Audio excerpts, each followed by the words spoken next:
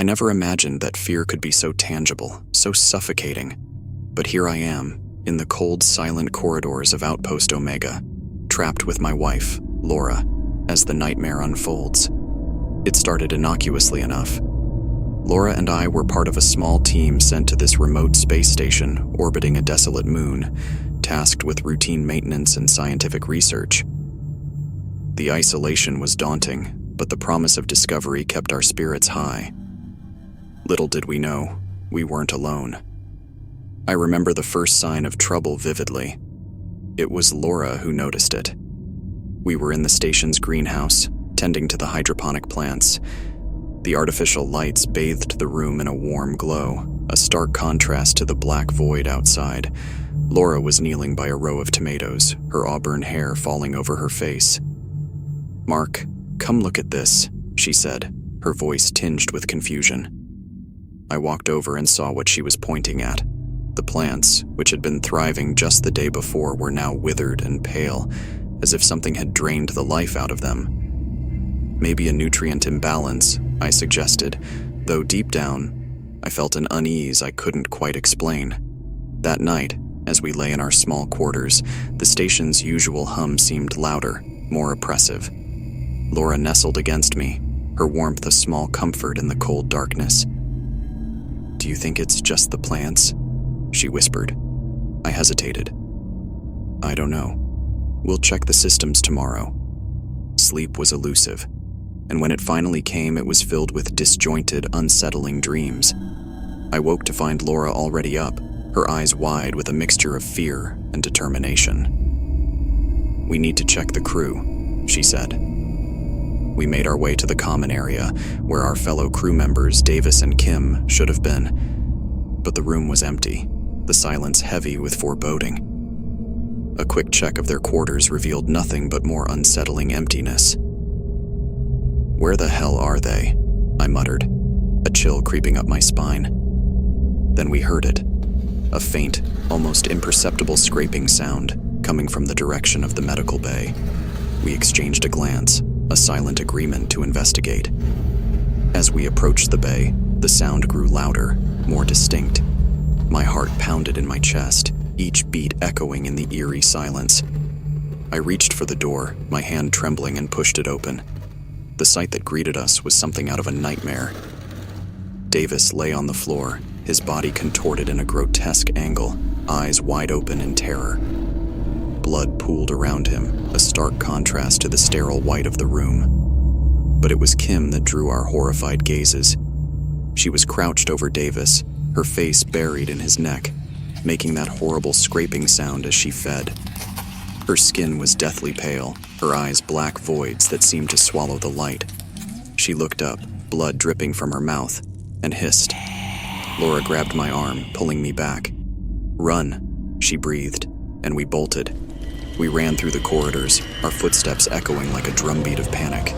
The station, once a place of scientific curiosity and exploration, had become a labyrinth of terror. We reached the control room and locked the door behind us, our breaths coming in ragged gasps. "What the hell was that?" Laura whispered, her eyes wide with fear. I shook my head, trying to process what I had seen. "I don't know. Some kind of infection? A mutation?" "Vampires," she said, the word hanging in the air like a death sentence. "It's like they're vampires." It sounded absurd, a relic of ancient folklore, but after what we'd just witnessed, it was the only explanation that made sense. "We need to get out of here," I said, my mind racing. "We need to get to the escape pod." But as we made our way through the station, the reality of our situation became clear. The power had been cut to most of the sections, plunging them into darkness. The corridors, once familiar, now felt like the twisting entrails of some great beast, each turn promising new horrors. We reached the pod bay, but the sight that greeted us dashed any hope of escape. The escape pod had been sabotaged, its control panel smashed and its door hanging ajar. There would be no easy way out. "We're trapped," Laura said, her voice barely a whisper. I refused to give in to despair. "There has to be another way. Maybe we can send a distress signal." We hurried back to the control room, every shadow a potential threat. As I worked on the communications console, Laura kept watch, a makeshift weapon, a metal rod clutched in her hands. Come on, I muttered, my fingers flying over the controls. But the system was unresponsive, the damage extensive. Then we heard it, the faint, unmistakable sound of footsteps growing closer.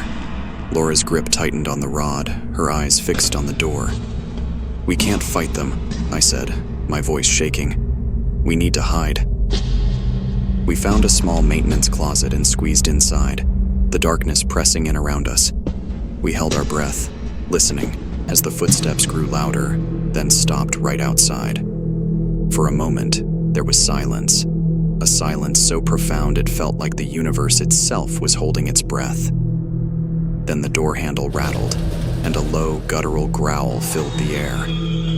I felt Laura's hand find mine, her grip a lifeline in the encroaching darkness. The handle stopped moving, and the footsteps receded. We waited, long after the sounds had faded, before daring to move. We can't stay here, Laura said, her voice barely audible. They'll find us eventually.